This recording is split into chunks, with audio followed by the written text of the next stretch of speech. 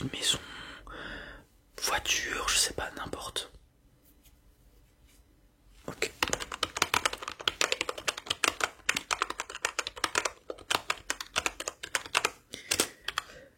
Quel est l'objectif de cette épargne, de ce plan que vous voulez mettre en place? Ok, assurer l'avenir. Ok, mettre de côté. Ok. Super. C'est important cette raison. Très bien. Et dernière question, la plus importante. Quelle serait votre capacité d'épargne mensuelle, on va dire, à peu près? Est-ce que vous pensez épargner chaque mois? Quand même. D'accord. Vous faites quoi si c'est pas trop indiscret? D'accord, ok. Très bien, c'est super pour vous. Magnifique. Donc, ce que je peux vous proposer, tout d'abord, le truc préféré des Français, le livret A. Ok. Donc le livret A, il est à un rendement de 2,5% depuis le début d'année. C'est 3% l'année dernière, 2,5% cette année. Ça change en fonction de l'inflation, etc. Le livret A, enfin le taux du livret A, pardon, plafonné à 22 950 euros. Donc une fois que vous arrivez à ce plafond, vous pouvez plus mettre d'argent dessus, mais ce plafond peut être dépassé avec les intérêts. Donc chaque année vous aurez 2,5% d'intérêt sur ce qu'il y a sur le livret A. Donc s'il y a 10 000 euros, vous aurez 2,5% de 10 000 euros qui s'ajoutera à cette somme. Mais vous aurez mis que 10 000 euros, donc ce sera 10 000 euros de versement jusqu'à vous atteigner les 22 950 et après on ne pourra plus mettre. Ok. Donc c'est intéressant le livret A, mais dans votre cas, comme vous pouvez épargner assez rapidement ce montant-là, ça va pas être le plus intéressant. Ok. D'autant plus que le livret A c'est bien et varie aussi en fonction de l'inflation. L'année dernière il était à 3% parce que l'inflation était forte. Je pense que vous l'entendez aux infos, tous les jours on nous rabâche que les prix de la vie augmentent et tout, ce qui est vrai, et du coup il s'est indexé plus ou moins au taux d'inflation, ce qui fait que le livret A est sûr, certes, parce qu'il y a un rendement qui est correct et qui s'indexe à l'inflation plus ou moins. Par contre, lors des fortes années d'inflation, typiquement les 2 dernières années, ok, et il arrive que le livret A soit pas rentable, ok, dans le sens où vous verrez à la fin de l'année, il y aura plus que ce que vous aviez l'année d'avant, ok, donc supposons qu'il y avait 10 000 euros, il y aura les 10 000 plus les intérêts, vous direz ok j'ai gagné de l'argent, sauf que si l'inflation est forte à ce moment-là, en réalité vous aurez gagné de l'argent certes, avec les chiffres, les numéros de ça, mais en pouvoir d'achat, en capacité à acheter des produits, vous aurez perdu de l'argent. Je m'explique, supposons, on va prendre simple, il y a une voiture à 10 000 euros, ok, vous pouvez l'acheter en 2023, ok, mais avec l'inflation en 2024, elle vaut 10 700, ok, mais en 2024, vous ne pourrez pas l'acheter, même avec les intérêts, vous comprenez ce que je veux dire? Voilà, c'est ça en gros. Donc le livret A c'est bien, c'est sûr, c'est pas prise de tête, ok, mais pour votre cas, c'est pas suffisant, ok. Ce que je peux vous proposer aussi, alors malheureusement vous m'avez dit qu'il n'y a pas forcément de projet d'acheter de maison pour le moment, mais je vous en fais part quand même, c'est intéressant. Il y a le PEL, le PL, je vais faire gros, c'est comme un livret A quasiment, ok. C'est un plan sur lequel vous mettez de l'argent, ok, et où le rendement est à 2,25%. Flat, ok, 2,5% dans tous les cas. Et en fait l'intérêt du PEL, vous voyez, il est un peu plus faible en rendement que le livret A. Par contre, au bout d'un certain temps, il vous donne la possibilité de faire un prêt avec un taux fixe à 3,75, ok, 3,75%. Donc c'est intéressant parce que supposons qu'on soit dans une année où le taux directeur est assez élevé. Typiquement l'année dernière, ok, les taux directeurs étaient assez élevés pour contrer l'inflation. Et avoir un PEL qui vous permet d'avoir un taux fixe, c'est une pépite. Ok, vous avez un taux assez faible qui vous permet d'acheter une maison et du coup emprunter pas mal pour acheter votre maison. C'est pour ça que ça s'appelle le plan épargne logement. C'est pour épargner et acheter une maison avec. Ok. Gardez en tête ça si vous avez pour projet d'acheter un appartement, une maison, un bien, peu importe. Ok. Voilà. Pour le livret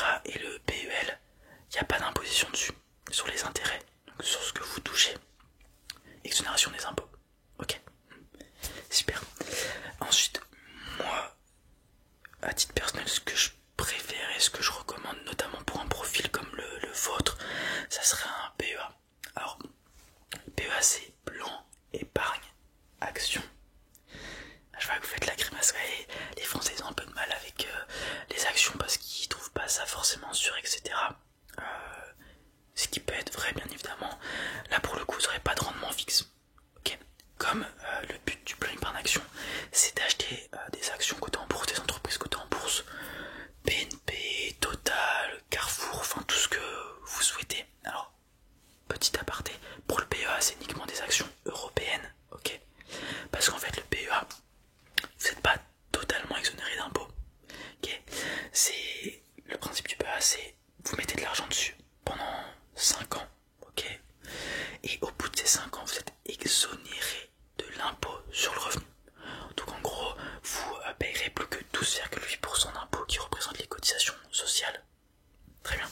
Donc supposons, je sais pas, vous avez mis au bout de 5 ans 70 000 euros dessus et que chaque année vous faites 5% de rendement dessus. Ok. Et bah sur ces 5% de 70 000, il y aura 12,8% qui seront imposés pour les cotisations sociales. Avant ces 5 ans, il n'y aura rien qui sera imposé. Ok. Par contre, petite particularité, pendant les 5 ans, impossible de retirer n'importe quel argent dessus. Ok.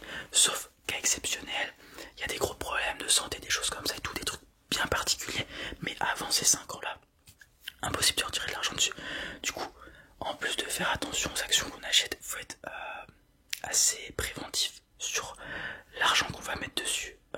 Faut pas qu'on en ait besoin dans l'instant T juste après, ok. Faut toujours avoir une épargne de précaution qui peut être le livret A, ok.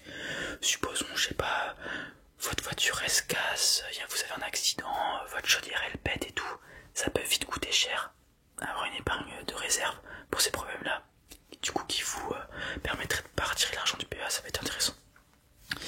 PEA, plafond de versement bien plus élevé, ok, 150 000 euros. Ça peut même aller jusqu'à 225 000 euros si vous cumulez un PEA PME, qui est le même principe, sauf que vous investissez uniquement dans des petites et moyennes entreprises avec le PEA PME. Okay. Donc c'est super cool.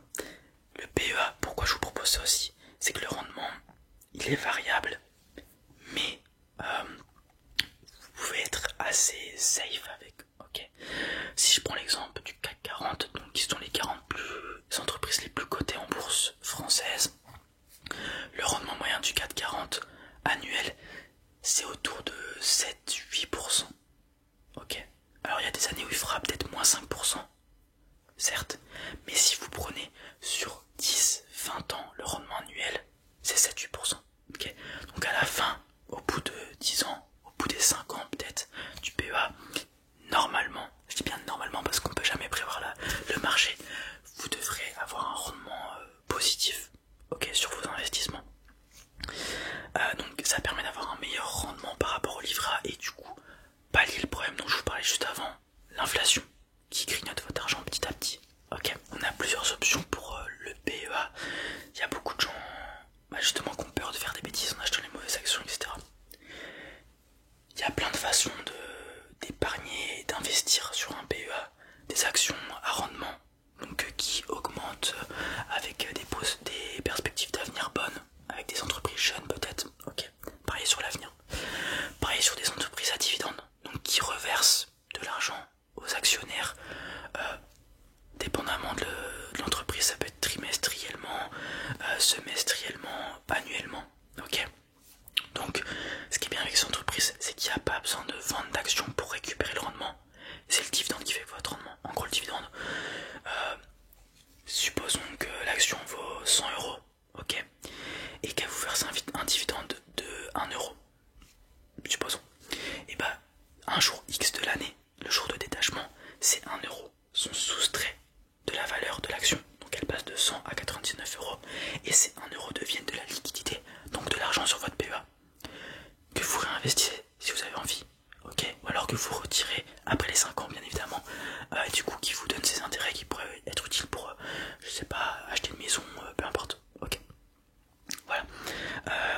Sinon, si vous n'avez pas envie de vous prendre la tête personnellement avec ça, ou vous avez peur de faire les mauvaises choses, vous achetez un ETF, c'est un indice de réplication, en gros ETF, S&P 500, donc les 500 valeurs boursières les plus cotées en Amérique, un ETF sur l'or qui réplique l'indice de l'or, ok, ETF CAC 40 comme je vous disais, avec du coup des rendements de 7 à 8% annuels, ok.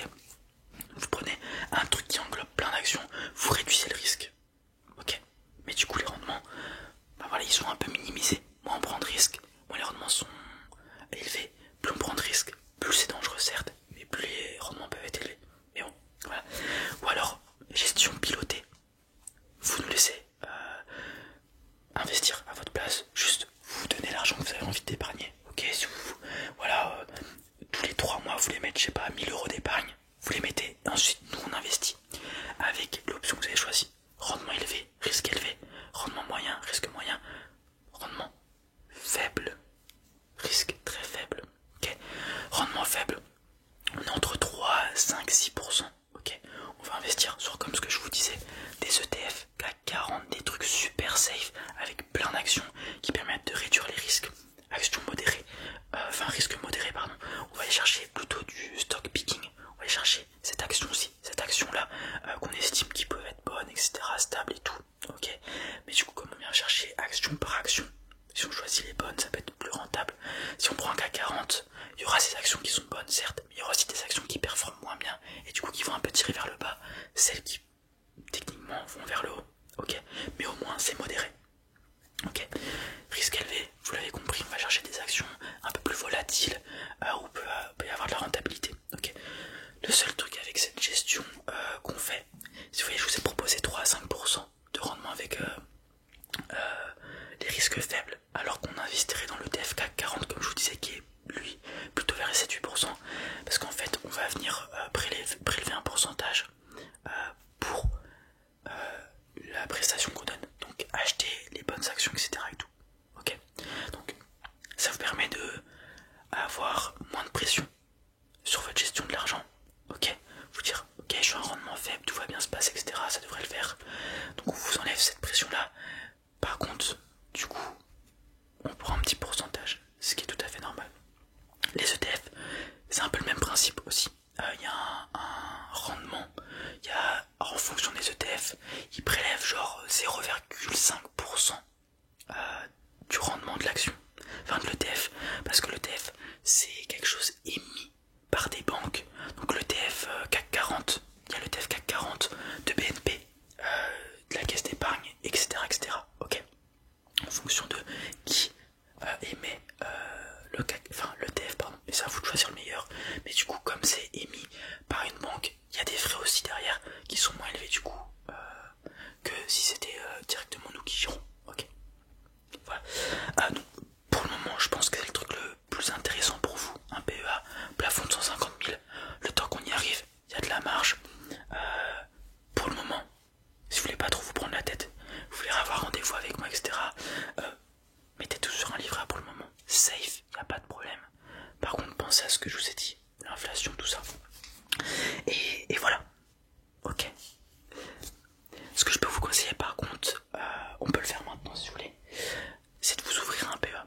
Le PA, en fait, les 5 ans dont je vous parlais, avant d'avoir l'exonération de l'impôt sur le revenu, c'est à partir de l'ouverture du PA. Donc vous pouvez l'ouvrir maintenant, ne rien mettre dessus. Les 5 ans, le décompte des 5 ans se fera directement. Donc ça peut être intéressant de faire ça au plus vite. Ok, au prochain rendez-vous peut-être. D'accord, on ouvre, on n'investit pas pour le moment, on met juste la somme demandée à l'ouverture du PEA. Et comme ça le décompte sera fait. Après à vous de voir si vous voulez investir ou pas. Ok, mais au moins ça sera fait. Et du coup, vous pourrez gagner quelques mois sur ce décompte des 5 ans qui peut être problématique, notamment là je vous avais